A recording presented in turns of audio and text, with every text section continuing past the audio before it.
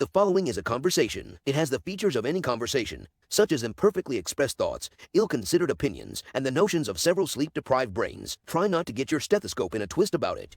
We're going to talk today about how med school applicants set themselves up for success with their list of schools to apply to, the public health scourge you probably haven't thought of, and speaking confidently about things you know nothing of. I actually took one gap year between the end of my undergrad and then the start of medical school, which I would highly recommend to everyone. I applied here because of this podcast. I'm a chronic Reddit scroller. Yeah. So Yeah. probably, I wouldn't necessarily recommend it, but you can find good information on there every once in a while. I found out that professional slap fighting is a thing this week. Me too. I did not know this. Part was when the spit came out of their nose. You could see I mean, you can really see how the brain is sloshing around. I have had people come into this studio and crawl under the counter and cry. And that is totally fine. Yeah, when I make a mistake, I will own up to it immediately because I cannot handle the guilt. Another thing that's very true to Latvian cuisine is pizza, believe it or not. I did not know that. Yeah, I do. Pizza, usually they put a little soy sauce on it, so that's kind of what makes it a little...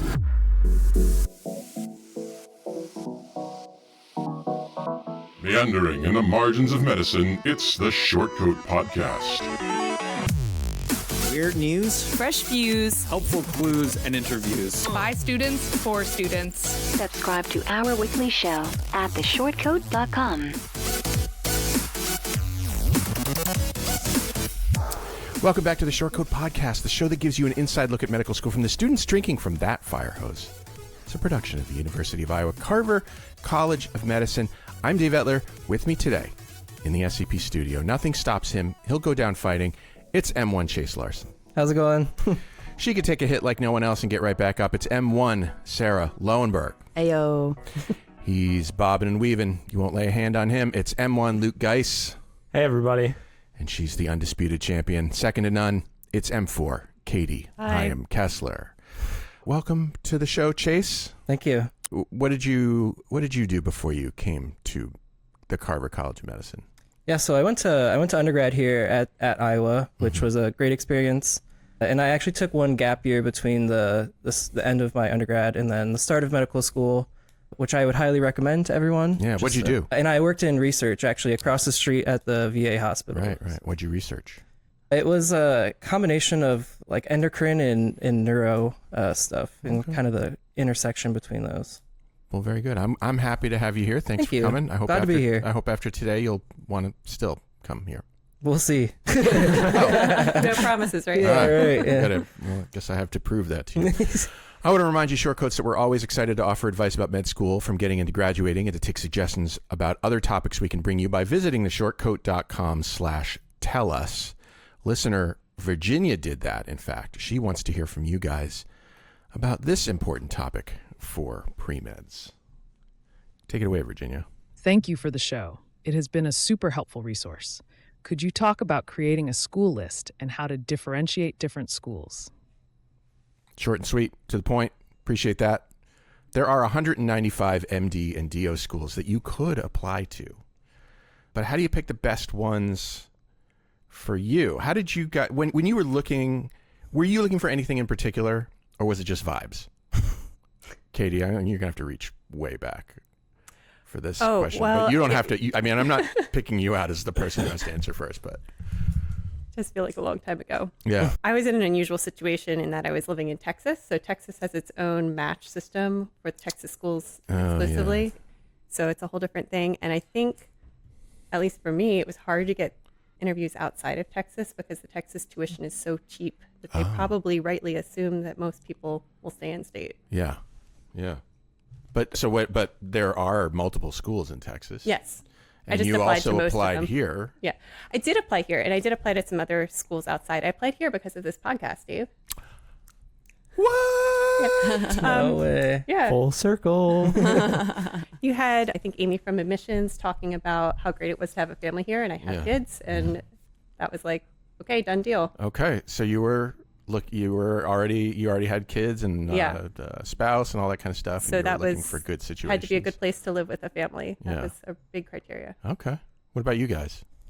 For me, I definitely went partially off vibes, I guess. But a lot of it was like, for me, I think it's different for every person, like what you value. For me, it was I wanted to be close to my family, so I applied to like a lot of schools in the Midwest. And then, yeah, that's kind of how I like set up my list. And then I did account for like other factors, like, you know, how far away is it? How much does it cost to go there? How, like, I kind of looked at like school rankings and stuff too, but I'm not sure really how much that matters. If you're going to use a list, like a lot of the ones that if you just like Google it, you get like US News. And a friend recently showed me that if you're going to do that, use the one that's like rated by the residency programs. So it's like what the residency programs would like rather have students from. So I don't know. I thought that was interesting. It definitely wasn't what I used when I was like thinking about what schools to go to. I didn't even know it's on Reddit. There's somebody on Reddit who like has that data or something. So all right. Mine was similar. So I did a lot of Midwest schools. I wanted to stay in the area. I'm from Iowa, so it made a lot of sense.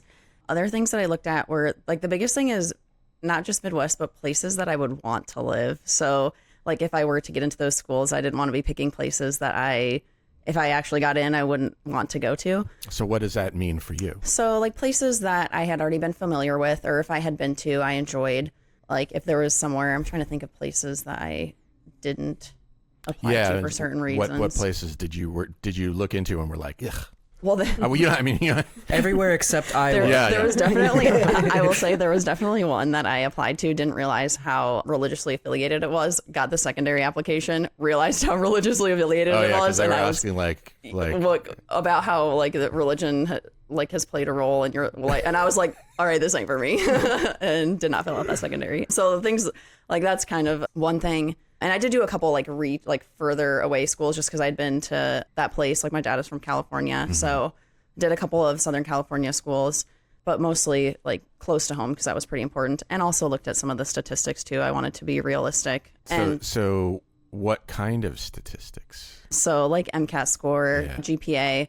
Another one was... I think the thing about MCAT score and GPA that you have to remember, Virginia, is that they usually they usually don't publish the range, but the median. And so you could look at the median and go, oh, well, I don't hit that median. I'm not there. But remember, there's a whole portion of that you're not seeing. So just remember. Yes. When you I do think if you have MSAP, it does give a range. Oh, okay. Like a little, or not MSAP, MSAR rather. Sorry. If that's what it's called, that's what it's called, right? It gives you the MSAR. It gives you the 10th to 90th percentile. But remember how statistics works. There are still 10% on either side. Yeah. So just keep that in mind when you're picking your things. Right. For sure. So like a combination of those. Yeah. For sure. I'm kind of similar. I am from the Midwest, so I didn't want to stray too far from here. I did apply to a couple of places like out in like Arizona because there was a resident that worked here that I worked with that really recommended Arizona as a good school, so I applied there. And then like Penn State, those were like the furthest ones that I went away, but I mostly stayed regional like this, and kind of, you know, keep in mind like the amount of schools that you're going to apply to. Keep in mind that you're going to have to fill out applications for all of those, so really prioritize your time. Like if you're gonna apply to like 50 schools, keep in mind like that's going to take a long time out of your day, like days, months, even maybe to like fill out all those applications. It's and going like to cost you money too. Absolutely. That's a huge point. Like it costs so much for applications. It's absurd. But and some schools will send you secondary applications even if they're not particularly, like they haven't made a particular determination about whether or not you interest them, which means you could be wasting money that way because is there a secondary? Well, you could be wasting time anyway. Also, I think it's big to look at like here at Carver. I think it's like a 70-30 split of in-state, out-of-state. So keep in mind that's required by the Board of Regents, right? So. And like Katie was saying with TMD SAS for Texas schools, I think it's even more. I think it's like 90-10 in-state, out-of-state split. Yeah. So while Texas schools are they draw you in because of the tuition costs, like it's going to be very difficult as an out-of-state applicant to really get in there. And you have to do a whole nother application. And a whole nother application. Ignore Texas. And if you're from California, That's another state where we have a big contingent of people coming to the Carver College of Medicine here in Iowa, because it is also hard to get into medical schools there. Probably do prioritize in-state, but I think there are also just more people. So many they have people. more population who So there's want limited to slots be compared to doctors the number of people and that not are enough applying. medical schools for their population. Yeah.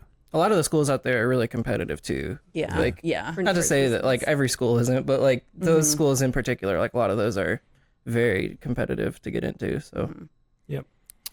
Did you talk to people at the schools before you actually applied, or did you just take it on faith that you had what they wanted? I think I went to a couple of local open house type things when I was living in Texas, just because they were available. Yeah, I was gonna say that if I got like recommendations from someone, then usually they would tell me about their experience, either going there as a medical student or as an undergraduate student, maybe. And so I'd kind of base it off that, but that was kind of the extent of it, I guess. So you didn't call around to admissions offices. I can say that our admissions office loves to talk to prospective applicants. That's not super common among medical schools, at least as far as I'm aware. But I always suggest that, if you're not sure that a school has what you want after your initial pass through, give them a call and see how willing they are to talk with you, because that might give you some information you might be interested to know. If they're not really that interested in talking to you about stuff, maybe that's a clue. I wouldn't say it's the whole story. How helpful were school websites? I don't think they're that helpful, most of them. I would say like a lot of the schools that I applied to, sometimes I would like apply for my primary, like send everything, and then they would say like, okay, awesome, like send your secondary app. And I would like send my secondary, and then after that they'd be like, yeah, you don't even meet all the requirements. yeah, that's one tip I would say is make sure you know all the requirements before you send your primary there. Like I remember Penn State, they required 4 letters, but they had to be from specific like types of like people. Like one had to be a science professor, or 2 had to be a science professor. One was a non-science professor, like things like that. I didn't have those 4 letters. So it's like, make sure you know the requirements. So that's what I would say the website is useful for, is knowing what their specific requirements, like the little tiny things that you don't normally think about, but you'll find out once you send them your money. Cost of attendance is supposed to be publicly available too. And so I imagine that would be kind of important, what you said before about looking for places that you can afford to go to. I think, the websites are good for that sort of thing. As far as, we complain about the generic med student application. A lot of these schools have generic websites as well. They all sort of are selling the same things. So as far as getting a sense of what the curriculum is like or what the culture there is like, it's very hard from a website. For sure. Yeah. I don't know. Honestly, I probably didn't really go on the website that much. That would have been a later Sarah problem. Like, oh, if I get an interview, then maybe, know a little bit more. But okay, so you might have looked at it later then. Yeah. Okay. I will say it can be useful when you're filling out your secondaries and trying to target like I'm going to show, like I showed leadership, because that's like, they specifically will tell you things that they value in applicants and students and stuff like that. So that's a good time to look at it maybe. Definitely. Did you find out anything that excluded a school that you initially thought would be a good choice? And how did you find that out? This was post-interview, but I found out like what it would be like to live, like where I could afford to live and what this sort of school situation would be and all of that. Yeah, for your family. Yeah. And putting boots on the ground, we had to like go and visit the city and look around, and that was a deal breaker for one school for me. Yeah, what city was that? Oh, I don't want to say. Come on. San Antonio. It's a great city. Hey, it's look, a great city. But I it's- can't be driving my kids across to like charter schools on the other side of town and then running back and forth. Yeah, totally fair. I don't think we need to be afraid of calling out there. Everybody has different needs, and like San Antonio, we won't shit on San Antonio. They're all right. Just to, get your school shit together, San Antonio. It's not even the school. It's just, it was too big a city. Big city. Yeah. I can sympathize with that. I'm not a big city kind of guy. I did try to live in Brooklyn for a year and a half, New York. And I left with my tail between my legs because, like in that situation, I felt like I didn't have a great backup plan for if things went wrong in New York. And I also didn't have enough money to live in New York City. I feel like you gotta have boku bucks or be really to young. be like to be comfortable in New York City. And I'm a comfortable kind of guy, like as the mother of an ex-girlfriend once told me. You mean you don't want to live in an apartment smaller than this room? I mean, it's definitely For like $3,000. Right, yeah. I lived in New York for 10 years when I was just Really? out of college. I loved it. I would not do it now. Yeah. Wow. Fair enough. Did you? I guess did you? So you've gathered information. Maybe you've discussed it with your family. Ultimately, what did it come down to when you came up with your list of schools to apply to? Like, what's the one we would pick, or what are you? I mean, what's the one that you when it all came down to it, what was the school that you were like, I really hope I get into this school based on everything I learned? Or what was the factors that brought you to that conclusion?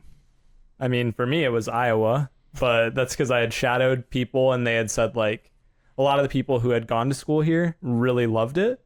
Mm-hmm. So I was like, okay, that's a really you were good local, sign. You had the opportunity to shadow people here, yeah.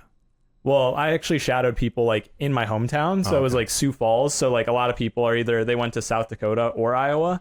And so a lot of the people who went to Iowa had like really good things to say. And people from South Dakota, they liked it. But the people from Iowa were just like absolutely in love with their school. And since I was already living here, I was like, yeah, I would love to stay here. So it just kind of everything kind of came together, I guess. And that was the school that I wanted to go to. So yeah. Mm-hmm.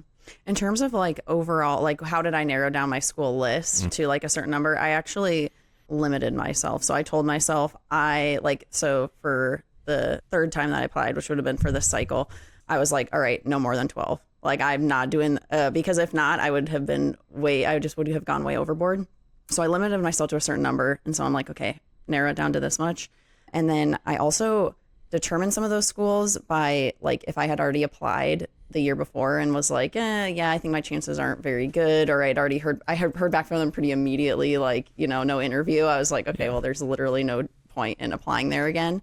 you're just sending them money at that point. Yeah. And so I would either substitute it in for another one or just, decide to like take it off the list and that kind of stuff. So limiting myself because there were times where I just like over applied and it just like was obviously not worth the money to that point. So that was kind of a big one.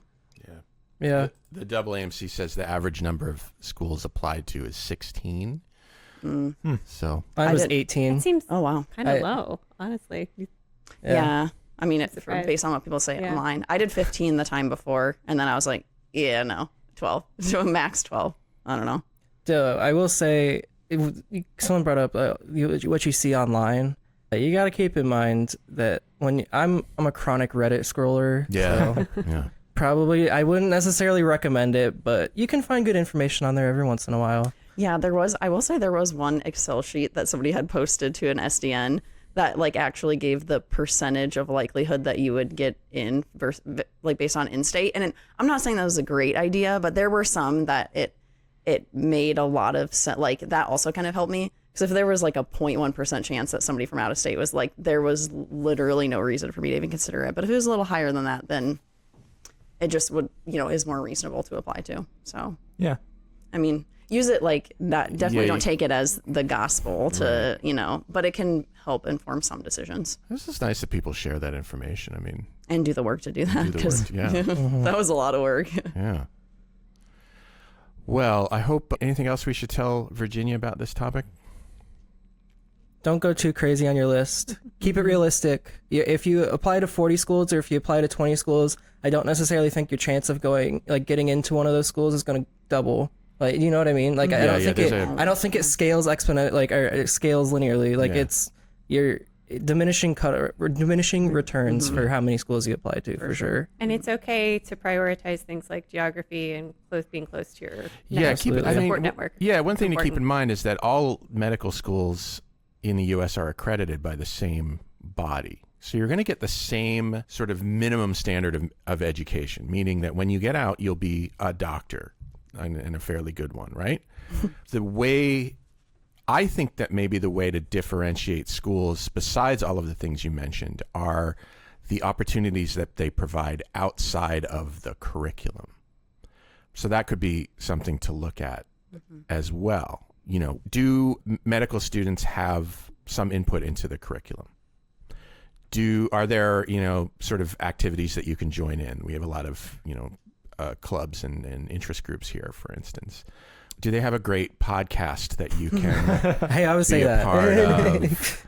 You know, just for instance.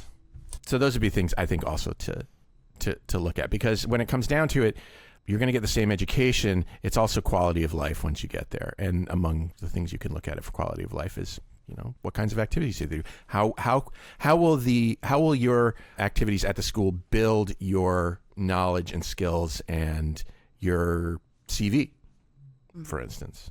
If a school provides leadership opportunities for you or research opportunities for you, then those are going to be important for your residency applications as well. So,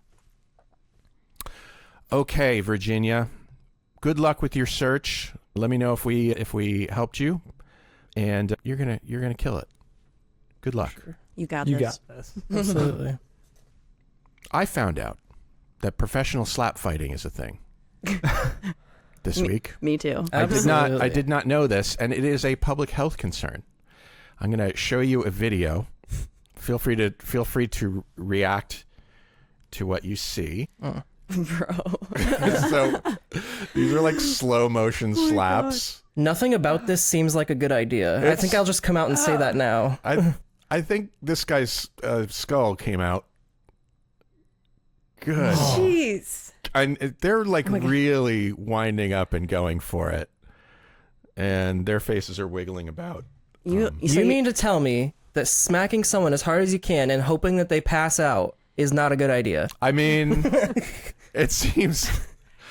Yeah, so a new research letter published in JAMA Surgery from experts at the University of Pittsburgh School of Medicine looked at these videos to quantify the risks of slap fighting. And after analyzing 78 fights involving 56 contestants, a total of 333 slaps and 139 sequences, I guess, of slaps, the reviewers discovered concussive signs occurred after 29.1% of slaps and 51.8% of sequences. Among the participants, 78.6% exhibited at least one sign of concussion. The most frequently observed signs include motor incoordination, delayed rising, and a blank or vacant stare. So, okay. I have to say, when I saw like the headline that you'd posted in the chat, I thought this was going to be like an Onion headline or something. I couldn't believe this was a thing. Why do people do this? Why do humans do this? I know. My heart is pounding from watching that video. It's so upsetting. And this is, okay, so I'm really going to describe this carefully, the video that we just watched. And I'm going to post the video. I'm going to post a link in our show notes so you can go check it out for yourself, or you can watch our show on YouTube. But, I mean, again, this is so what happens is the slapper like reels back, gets so really cringy, down low, and then hauls off and hits the other person as hard as they can with the palm of their hand. So not their fingers, but the palm of their hand. And like there's like cotton wadding flying everywhere. And also it seems like they've dusted their hands. I don't know if that's to... I think it's to reduce the friction, you know? Yeah, you chalk up, you know? Let it slip off the face a little.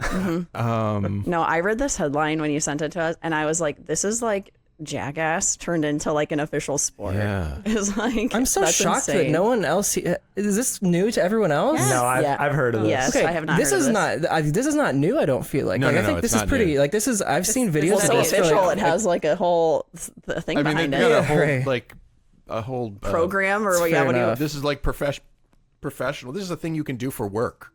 Is this like under the... Which, to be fair, a lot of jobs, you know, maybe worse than slap fighting. Sure. But I don't know. Is this like under the MMA umbrella? Sorry, this is universe I know nothing probably. about. I don't think this is MMA is related. Yeah. martial arts. Mixed I mean, mixed it's martial arts. WWE is maybe what you're thinking. WWE is Yeah, that? but Maybe I don't know. never mind. I think it's its own thing, It's its own especially thing, because I feel like separate. martial art. If you're like practice, there's an element of like skill. you know skill involved. Whereas here it Not just seems, brute and I'm force. sure somebody who does this sport would argue with me, but I feel like with martial arts, there's training and elegance. I guess. Maybe. To me, this reminds me of arm wrestling. Like they've got the little platform in the middle of this little like thing, you know, that it's just big, like brawny men and women. There's women that also do this. You don't like, get a you've seen those as concussion well. from arm wrestling. Sure. Fair enough. You could break your arm, I Maybe guess, you could tear the muscles off of your arm, Probably. I guess. I've seen that. You've seen the videos of people arm wrestling and then their arm just like No, I have No, not. I don't No, watch I that haven't. either. How are you, I'm so. Am I looking at bad things? Should I not be looking at these I think things? your YouTube? algorithm I might was going to say the algorithm knows some things about you. Yeah, right. Maybe the world will normalize after they actually ban TikTok.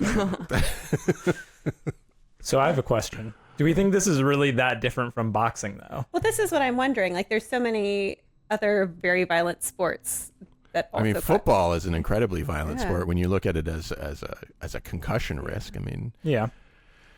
I think at least with like boxing and stuff, you can try and block. Like this, you're Yeah, getting yeah. smacked either way. There's no actually, defending yourself. probably you have if to you just ducked- sit there and be like flaccid, for lack of a better term, the whole time. Just like I bet if you ducked, you'd be disqualified. So. So, Oh, yeah. so but then you get a chance to slap back. Is that Yeah. like each person gets a turn, I right? think the goal of it, like I think how you win, if you will, is like you knock them out. Like your slap smacks them so hard that they just pass out. And there's usually so not big- that different from boxing. no, for sure, yeah. There's usually some guys behind to like sit there, like catch the person who's falling over. Oh, well, that's nice. because we don't want them to get brain damage. No. You know, we don't want them to hit You their can get head. brain might- damage, but you don't want any bruising on. Yeah, I was going to say they the might get rest of their bruised. body. Yeah. Oh my God. So true.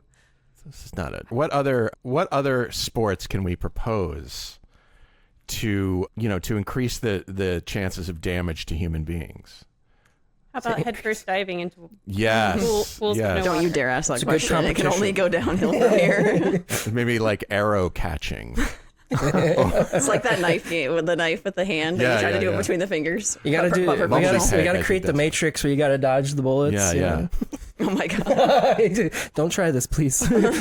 Don't try this. At I mean, home. we can for the purposes of the sport, we can change it to like bean bags or something. You know, the bean bag ammo that they use for All right. Well, I think I think we can't endorse any of these ideas on the podcast, For but sure. listeners, and I think especially if you don't plan on going into medicine, because if you did, I would question your ethics. But if you promise not to go into medicine, feel free to adopt these ideas for your own. Just, we didn't tell you about them. Just don't. We're not part of it. Although we might feature you on an upcoming episode of this stupid You can be podcast. internet famous too. For sure. Craziest part was when the spit came out of their mouth or like out of their nose. You could see like just. That's I mean, you bad. can really see how the brain is probably sloshing around in there. Yeah. And and how their face their skull stays still while their face moves, or maybe the other way around. I'm not really sure. But Like, think about how firm your palm. Like, I keep thinking about how firm this part of your palm is. Like, if it was just fingers, it's like okay, but like, I mean, I don't know. It's pretty hefty. I wouldn't want this hitting my skull, but couldn't pay me to do it. I just don't. I just can't think anyone would look at this and think like, oh, that's not a bad idea. I aspire to this. I aspire to Well, being Dave. the world's best, the world's best slap fighter. I think you could do it. Yeah. Yeah. Okay. I'll put it in the. I always say that as a 53-year-old, I'm still trying to figure out what I want to do when I grow up. Maybe this is it. I don't want to shut down any opportunities for me. That's the next guest for our podcast. Should be one of those guys. Yeah. Ask them about it. You know. I won't, they won't even need a mic. Yeah. They won't even need a mic. I'm not sure they can talk anymore. No. All right. Part of being a med student is pretending, right? Do you want to testify, Katie? Oh man. What things do med students pretend? Sometimes we pretend to be interested. Whoa. We pretend we're okay when we're maybe not all the time. You pretend- never have to pretend with me. I want you to know this. You never have to pretend. I have had people come into this studio and crawl under the counter and cry. And that is totally fine. I'm here for you. pretend we don't have any doubts or regrets.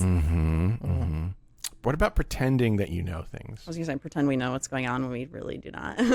I mean, there's a line that you don't want to cross when you pretend to know things, right? I mean, saying I don't know is useful, but is there a way to say I don't know, Katie? I'm pretty happy to say I don't know.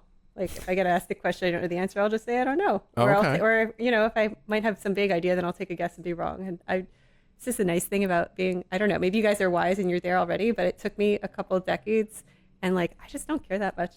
About the image you project of the super I'm getting to the knowledge. age where I just don't care about looking like an idiot sometimes. It's okay. That's true. That's totally true. I feel the same way. Yeah, when I make a mistake, I will own up to it immediately because I cannot handle the guilt or the knowledge that I'm pretending to be something that I'm not, or something like that.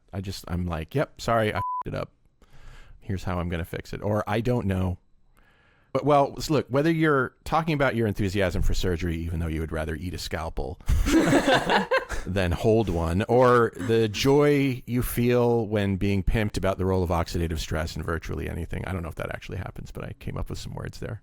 Have you ever been? Not that particular one. Yeah. What can you recall a time when you were pimped in the truest sense of that word? Pimping. Do you guys know what this is? Yeah. Pimping is kind of a backronym, I think, for put in my place. It's a questioning. I didn't know that. I didn't know that. Hey, the more you know. I'm not really sure if that was the original thing, but it's sort of like, I'm going to ask you this question because I know you don't know it. Or I'm going to keep asking you questions until I find the ones you don't know. That's the worst because you start out confident. You're like, yeah, I can answer these. And then it goes downhill quickly and you're like, oh my God. I don't think I've ever been truly pimped in the like aggressive sense of the word. That's so good. Yeah, there was one rotation where the faculty members' approach to teaching was to sit down with students like in the first or second day and go through a 45-minute PowerPoint with them and ask them questions all the way through, which was a lot of information, which I kind of appreciated. It also meant that he, was off the hook for the rest of the 2 weeks as far as, further teaching moments. Okay. What a great strategy. And that was a little intense because Okay. it was an area that I was not interested in and did not know that much about. But it also didn't feel like aggressive or mean. Okay. Well, whether you know the answers or you don't know the answers, is it important that you project some confidence, even when you're not feeling it? I don't think I'm good at projecting confidence even when I do feel it, Dave. So I'm not sure how to answer that. Well, maybe we should practice that. Today you're going to practice this. Today you're going to practice this important skill by talking for 90 seconds about some unfamiliar subject given to you by one of your co-hosts. Here are the rules. You cannot pause, hesitate, or backtrack. Filler words are frowned upon. So, that sort of thing. Time begins when you start speaking. So take a minute and think of a topic. Now, these are supposed to be unfamiliar to the other people, so they could be absurd. I'm so concerned. We did this at the dinner table last night. We had a great time. Who wants one? Who wants to talk about the... Don't make me pick. Don't make me cows in your ass. Don't you dare. Don't you dare. Not Calgin, man. You didn't give us enough time to prep our questions. Do I get to know the topic first? Can I? No, you have to just, I you can't pick the topic. Yeah. Tell me about the history of Latvian cuisine. Oh, no. All right. Did I just nominate myself? Is that Yeah, what I happened? you're it. Yeah, Okay. you did. You said Latvia cuisine? Yeah. Okay. Oh, Do I get a timer or do I have to time? I got to get a timer. Can I see it? Yeah, 90 seconds is a long time. All right, go ahead. All right. So, Latvia cuisine. Latvia cuisine is filled with lots and lots Don't look at your... Are you cheating? Oh, okay. All right, sorry, go ahead. That counts for the time, though. Oh, does it? Okay, I'm going to keep going then. It's filled with lots of rice and beans. They also use a lot of spices. One of the best things that they make is lasagna, for sure. I had it one time when I was like maybe 4 years old.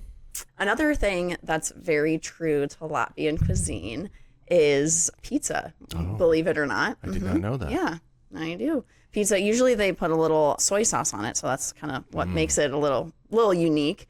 But pizza and soy sauce, huge in Latvia.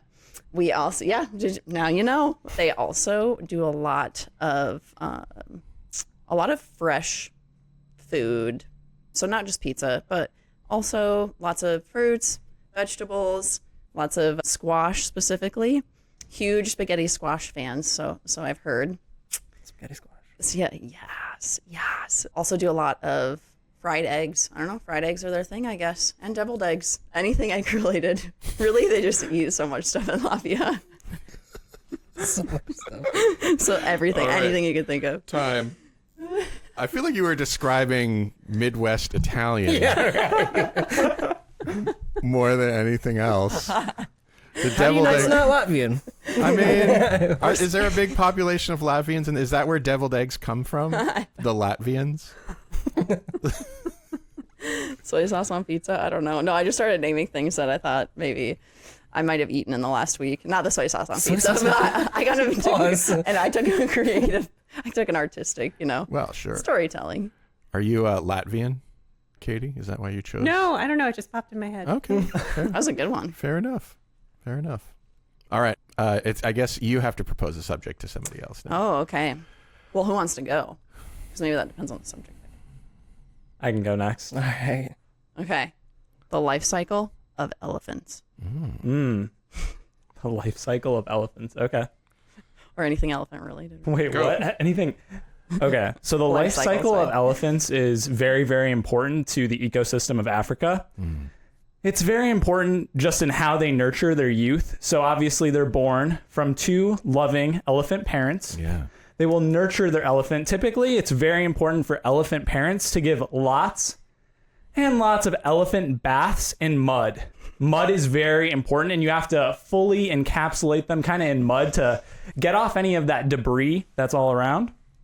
It's super important. And then they'll wash them off in like a stream that's nearby, but not their drinking stream. No. That would be extremely horrible. And so like certain, families of elephants get ostracized if they do wash their elephants in the drinking pool. Imagine. Oh, How no. dare them? Imagine. It is absolutely heartbreaking. And honestly, that is probably the hardest part about elephant society and their life cycle, is just seeing some of those groups that have just been kicked out of the herd and they're unable to return. They're actually excluded forever. So at some point, they will probably fully diverge from even being elephants into just like Bitches. into, you could say, Dumbos. Not the Dumbo. That's where Dumbo in the Disney classic movie actually came from. He was ostracized after he took a mud bath and then was washed in the drinking pool. How dare he? It's just heartbreaking. That is why we need to help all these baby elephants make sure that they are brought to the correct place to clean off after taking a mud bath. Time. Wow. So good. Oh my God, that is so... I think we learned a lot. Yeah.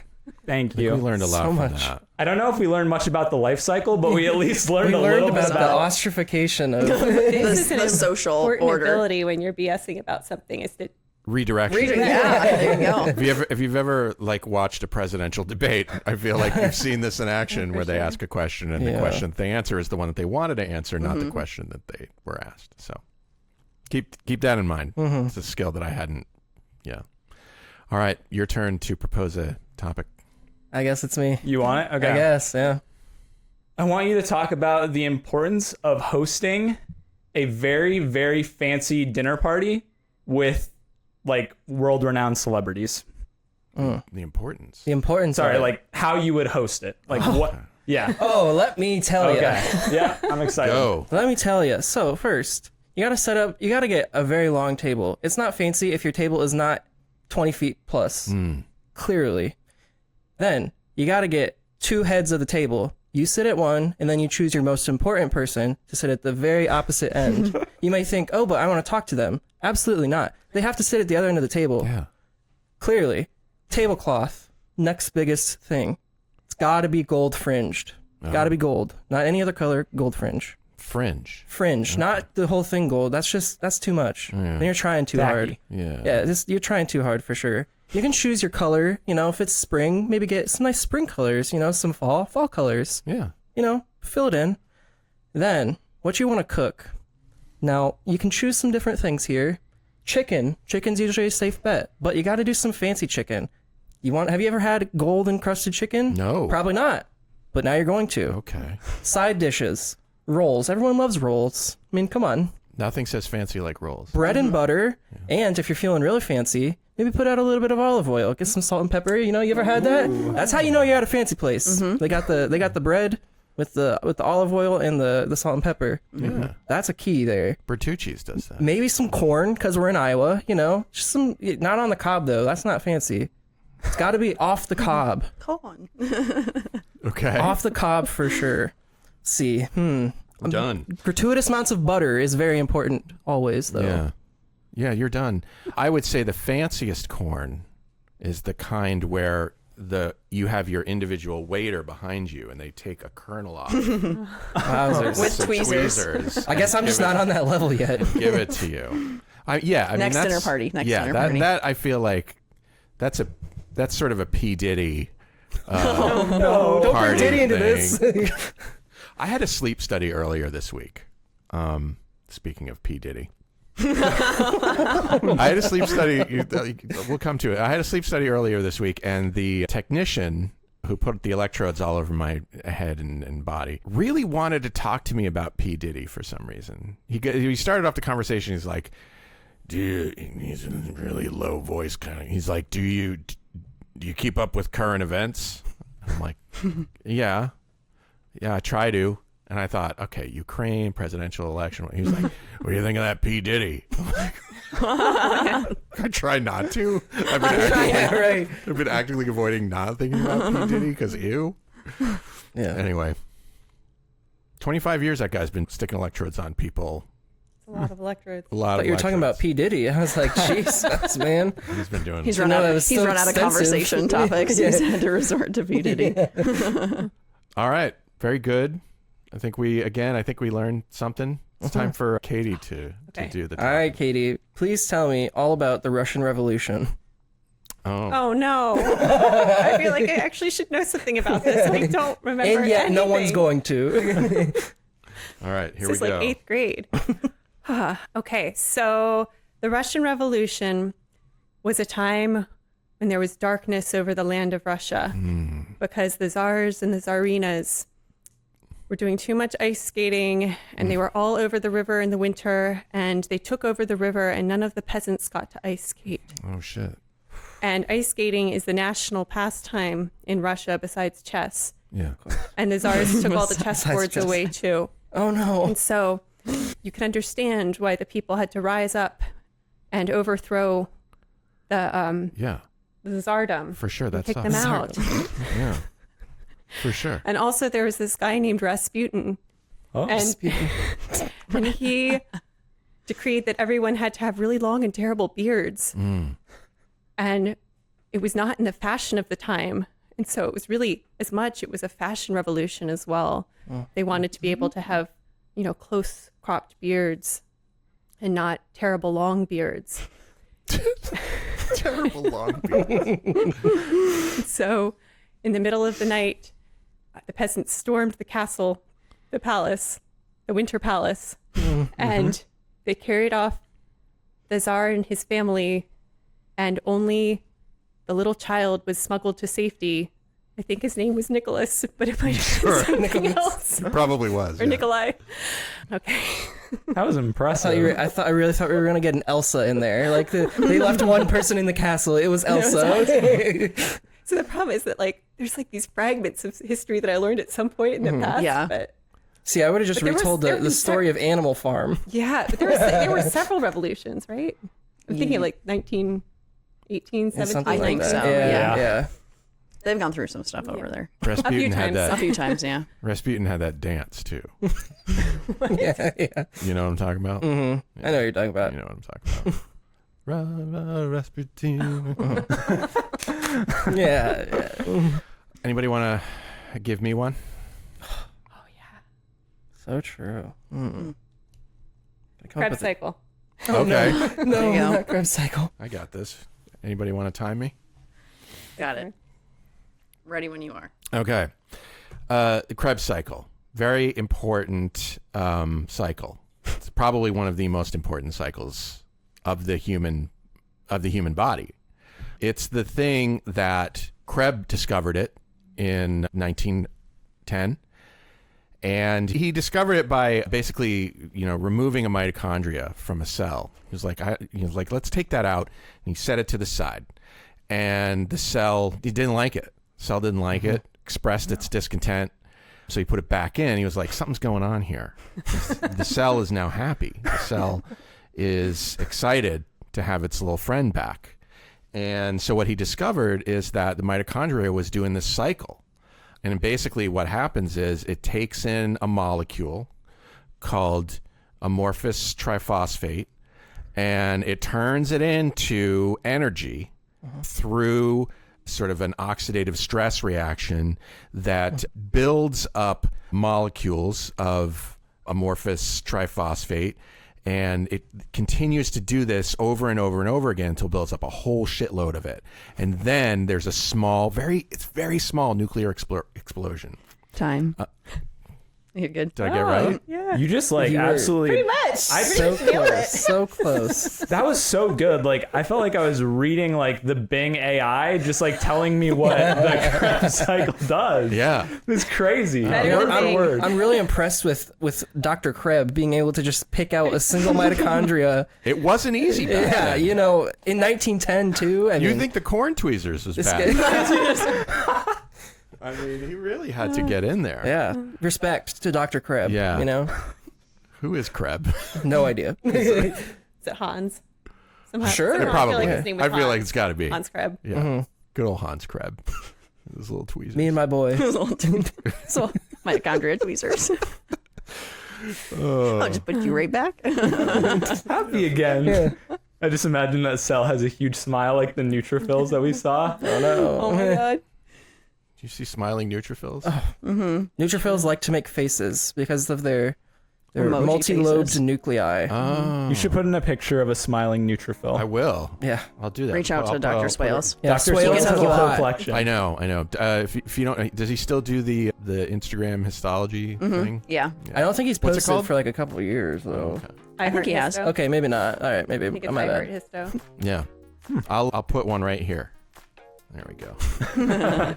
Well, that's our show. Katie, Luke, Sarah, Chase, thanks for being a part of it. Thanks, Dave. Thank you, Dave. Thanks, Thanks. Dave.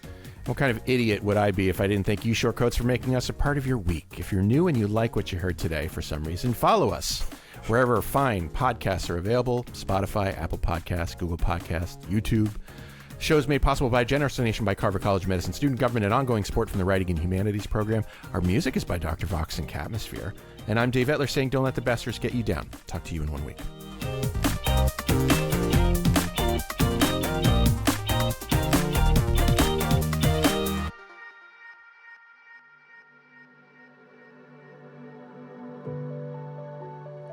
Hi, Shortcoats. Look, life in medical education, life in America, life in the world is often difficult. And I often wish I could help.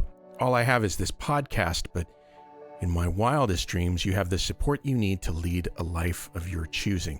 You deserve to be happy, healthy, and successful in whatever ways you define those words. So if you need support because you've experienced racism, discrimination, harassment, mental health crises, I want you to be able to get the help that you need. And so I'm going to put some links in the show notes to some resources that you can use. But the bottom line is that for what it's worth, I see you. I know you're out there. I wish I could do more. Maybe I can in ways that I don't understand yet or know about. But I see you, and I'm glad you're here, and other people are too.